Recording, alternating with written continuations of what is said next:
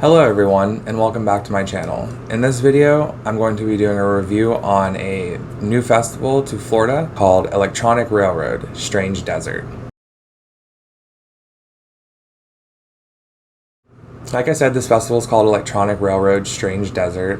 It was held at the Orlando Amphitheater in Orlando, Florida on April 29th, 2023. As far as I'm aware of, this the first time this festival and or production has been taken place in Florida with this company. The company that is actually hosting and putting its name behind this festival is called Quantum Morphology. It is in partnership with Delicate Dreams and the Grimoire Academy. This production company hosts various other single-day events across the states, primarily in Boston, Florida, one coming up in Rhode Island, and they all kind of seem to have a similar theme and or graphic design to which they cater to, but each one has a different name. A lot of what I've seen online from their presence on their social media has been a lot of event takeovers or event days in venue spaces. This is the first 4-stage festival that I've seen them post about or put into production. All of the other single day festivals I've seen them post about are either 1 to 2 stages. So this is a first for them in putting on a festival of this size. Another thing that was really interesting about this festival was that it caters to local and local regional artists from Florida and from around neighboring states. It was good to see some not so mainstream DJs doing their thing and just get a good feel of like what else is out there, because after a while of seeing the same old DJs on a lineup, it gets a little bit redundant and repetitive going to festivals. So that was one of the primary reasons why I decided to do this festival, was I wanted to experience new talent and just see what like the up and coming artists are doing.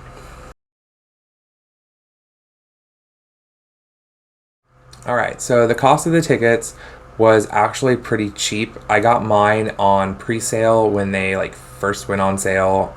So I only paid $10 for my ticket for this festival. Which was like a no-brainer. When I saw the price, I was like, oh, okay, like bet, like me and my friends will be there.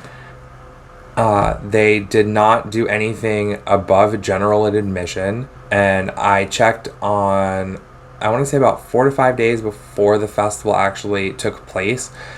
Their tickets were on sale still for like $40. They were marked down from $80.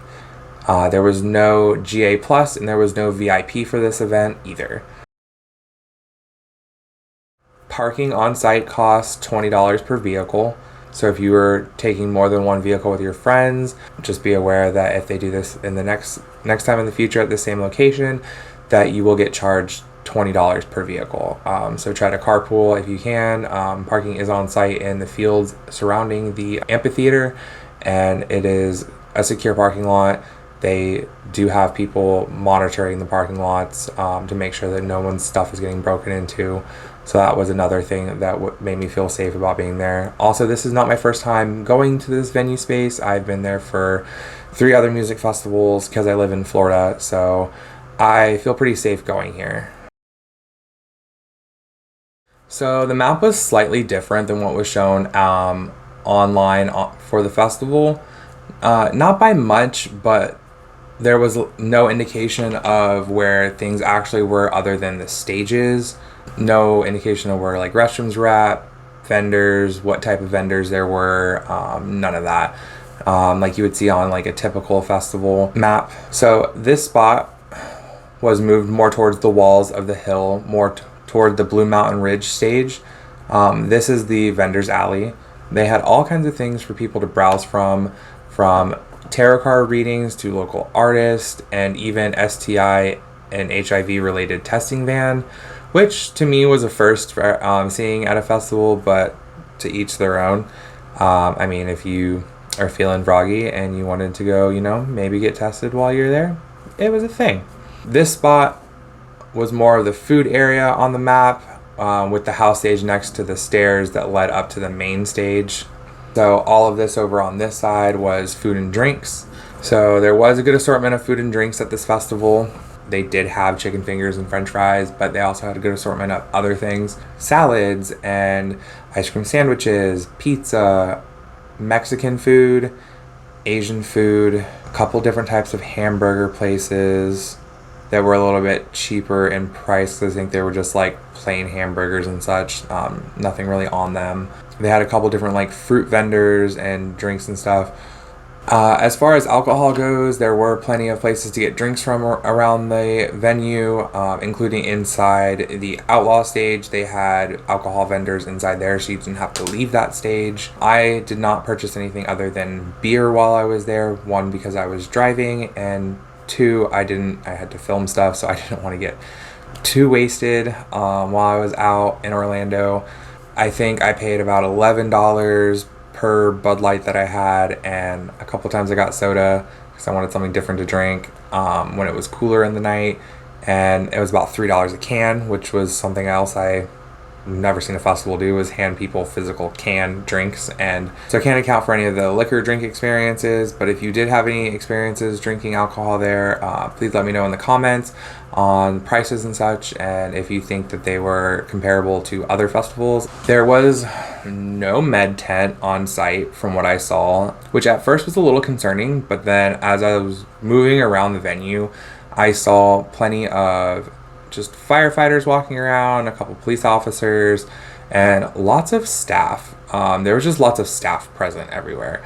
Not saying that they were just like huddled anywhere or anything like that, but like I never felt like I couldn't move around, and if I needed to ask someone where something was, I could, or if I needed help for anything, which thankfully none of us did. If you have any stories about medical attention or anything like that from this festival, could you please leave me comments down below and tell us about your experiences. One thing I was pretty sketched about not seeing on the map was free water tents or the water stations. Living in Florida, it gets really hot, and just having access to water at any time is a good thing. We don't need people passing out or being dehydrated from dancing. And it was really easy to find once you got there. It was over by the food section. It was actually in the middle of the food section area, kind of like right when you first walked over to it, you could spot it. Because it was also right behind I think one of the drink vendors, which made it even easier to like kind of remember like, hey, it's right here. It was a 4-spigot water station. Lines were not that long. I think the longest I had to wait was like a couple minutes because there was 3 or 4 people ahead of me. But yeah, it was really easy to get my water and fill up my lunchbox and be back to dance floors dancing. So I mentioned earlier that there was 4 stages for this festival. So the first stage you come to is the Outlaw stage directly when you walk into the festival from security. It is the covered stage that played mostly dubstep, heavy bass music, a little bit of tech house music. And directly across from that stage is the Maestro stage. It was a mixed genre stage from house to bass house and even hardstyle. I think most of the time I was hanging out at this stage or the house stage. I just remember being over at the house stage at one point and they're throwing down at this little white bus art car thing that they have going on here, which was a lot of fun. The next stage that you would come to would be the house stage, which was called the Jackalope Prairie Station. To be honest, this stage was pretty full most of the afternoon up until it started raining and we had to go into the Outlaw stage, which was the only covered stage, like I was saying, and which was really nice because we didn't all have to leave. Alright, so we are being told that we have to go inside the Outlaw stage, which is a covered venue because it is starting to rain. I'm actually being rained on right now, so we were getting ready to go do that. We were waiting for one of our friends to come back from the bathroom, and then there's Dino Stephanie. So yeah, we're gonna do this. It's about to be a little cramped in here. It's about to be hella fucking cramped in here, but we're about to do this. Techno Warehouse, everyone's here now. This stage is packed. The most packed set of the night. The most packed set of the night. There was tons of shufflers at this stage. There was also tons of just regular people dancing and hanging out. I would say that this stage and the Maestro stage was pretty busy in the afternoon time. The main stage, the Blue Mountain Ridge stage. This stage was actually in the amphitheater on site, and again, this was a mixed genre stage. Various artists that played tech house, dubstep, drum and bass, and electro pop. I did a lot of sitting at this stage because it does have a really nice like hillside that you can kind of like have enough space to be away from people. It was a very good space for anyone that was into doing flow art. It funnels down into a concrete floor area, which was where all the shufflers took place and did their little shuffle pits. It was really nice to see a bunch of people just hanging out there doing that. That's where I finished the end of the night was at this stage, because the other stages I believe ended about 30 minutes early. We left just a little bit early to not get stuck in traffic. The crowd was immaculate. For a small festival, I talked to so many people who said this was one of their first festivals that they went to, that they were really testing out music festivals to see if they liked them for the first time. A couple other people had told me that they'd been to EDC Orlando and Sunset Music Festival, which both festivals that I've gone to before, and has grown over the years into, I would say, a little bit larger of a festival than what they were when they first started. But overall, the people were very friendly. Since this was a smaller festival, the stages were not as packed, which was really great, because I know once you've gone to like a bigger festival and you're like canned in like sardines, to have space to actually dance and breathe and sit back and enjoy the music was really nice. I could not ask for a better amount of people at this festival, because it did not feel super crowded. The only thing that like really kind of like dampened the vibes was like the rain, but it's Florida. It rains at festivals in Florida. It's just, we're really lucky that they have the covered stage, the outlaw stage, so that way we can go in there and did not have to leave because they were not allowing re-entry. All right, let's talk about the employees and their vibes, because this always comes up in some of the other people's vlogs and reviews for festivals about bad experiences with employees. I had really good times with them. I did have a issue with my ticket not coming or being sent to me like it was supposed to, and I had to have someone verify before I could be let into the festival that I did purchase the ticket. It was me. It took all of 5 minutes. It was a really easy process, completely understood. I got my wristband, I went in. I didn't have any issues with people overcharging me for things. I felt all the prices for the things that I paid for were relatively fair in every aspect, from drinks to food and what you would see at a typical festival. And just people were just very, like I said, very friendly. People were just really excited for you to be there. Hey, how you doing? Like, I love your outfit. Like, handing out compliments like crazy. All right, I thought it was amazing that there was this company called Nightcap at this festival that sent out a bunch of these safety precaution stickers for people that like to drink. And they simply it's a sticker that covers the top of your cups that you poke your straw through, and allows nothing to be no substances or anything else to be put in your drinks, so you can dance without worry. I thought that was an amazing thing to be utilized. I have never seen it done at any other festival, just like the HIV and STI testing facility on site, which was pretty cool. So I just wanted to shout out that. I will also link their stuff in the show notes of this video. One thing I love about this venue is that they do have on-site restrooms, and we were lucky enough that the festival was just small enough that they didn't have to bring in porta potties for people to use, and we were able to use their on-site facilities. I have been to several other music festivals at this venue where that was just not physically possible, and then they had to bring in porta potties. So that was just like really nice to be like, oh, okay, I can actually use the toilet here, like if I need to, like. And the restrooms were clean. They had staff attending to them. If you had different experiences, leave a comment down below and let's discuss those. Honestly, I just also want to positive mention all of the DJs that showed up for this event. You all did an amazing job, and it was really nice to be able to sit back and just enjoy the music that you all created for us to hear that day. It was a nice day in Orlando, and I just really want to thank y'all for showing up and showing out in the ways that y'all did. All right, so this section is going to sound super nitpicky, but I wanted to have this to be realistic. So again, this is all for the sake of growth, and I don't want people just to think that I'm just arbitrarily picking things to just complain about. This section could really help this festival better themselves for next year, and in ways that would also benefit their attendees as well as their artists. Hopefully they see it and they'll make some changes next year, and if they do come back and put on this festival again. So one thing that I want to talk about is better map indicators. A description of vendors, food vendors would also be very good to add to the map.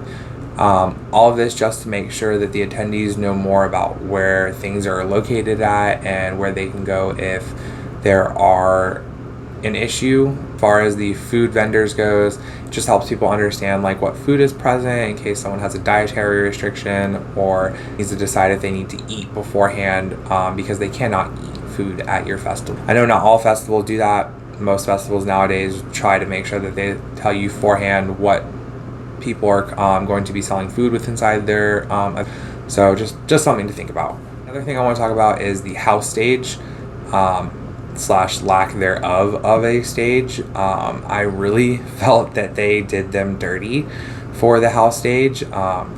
Everywhere else had like the art bus or an actual stage inside the outlaw stage. Even the main stage was like in the amphitheater, and they still had like a better setup than I would say the house stage did. The house stage was literally a pop-up tent, tiny speaker.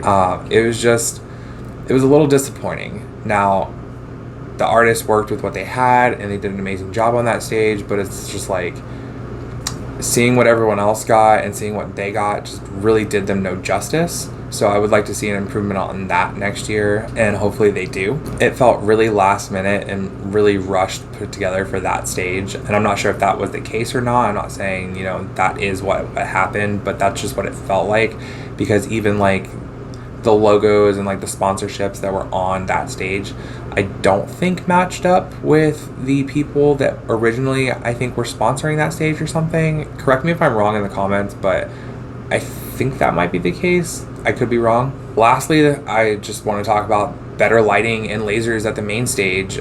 I felt like it was kind of like what you would see at like a regular house party type event. That's what it kind of felt like, because the sound booth stage in the center of the amphitheater part, when you were walking down the hill, like all the way up at the top, you could see it, but the second you started getting closer to it, the sound stage area actually blocked out all of the lighting, as well as, so like if you were like in the middle part towards that part, like where the sound booth was at, you couldn't really see what was going on too much unless you were like further back or like all the way up in the concrete pit area. So I feel like maybe a taller stage form for the DJs to be on, so they're just a little bit more up, and those lights project a little bit higher and the lasers shoot over just a little bit more.